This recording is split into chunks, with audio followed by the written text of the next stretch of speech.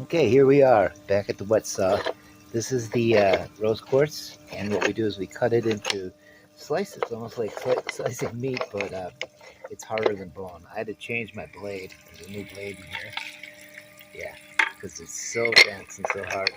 But we take these shapes, and then we start to use them for our artwork. And next I'll show you how I make circles, which we use for moons and basic geometric sizes. So then I kind of cut them into rough squares, and then I'll octagon them. I'll cut the corners off, and then on my wet saw, which is kind of like a grinder, I will make the circles, and I'll show you next. Okay, so as you can see, I cut them into, they're not perfect octagons, and they're never going to be perfect circles, but then I just grind them around, and that will be the next step on the wet saw.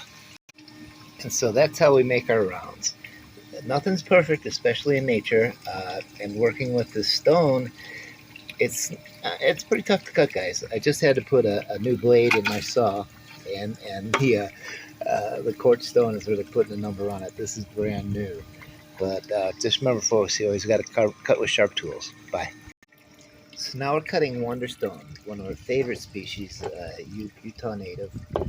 As you can see, this is just it's paint for myself, but if you just get a look at that incredible tonation. So I just cut this one in half, and then I'm going to make some more kind of mountainscapes to add to our work. Next phase is coming up, guys. Okay, back in the shop.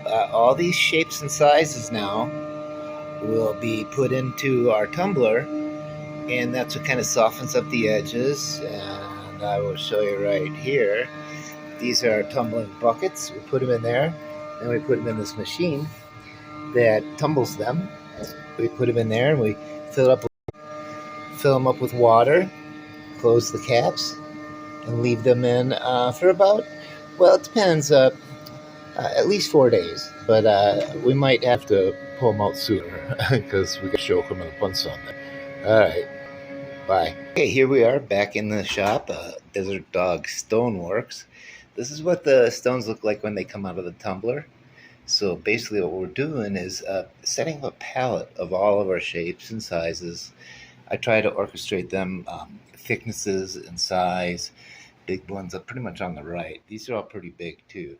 And of course they're going to go into these frames, or I should say forms. And I'll do two today. I'm going to do mountainscapes. So basically we have all our different kind of species. We got the agate up top, mostly wonderstone, and quartz. So yeah, we have our smalls too. This helps us fill in areas and give us pretty much a ground base, because as in nature, no one stone's alike. So this is Matt from Desert Dog Stonework, and I will show you the process of laying out the stones and the forms next. Okay, here we go. I have laid out my mountainscape. I'm using wonderstone on this and rose quartz for the moon. It looks a little rough right now, but trust me, when the color comes in, it's going to be beautiful. So I have 4 pieces going, and that is our CEO, Duke, and my brother, Dan. Dan, say hi. Hi.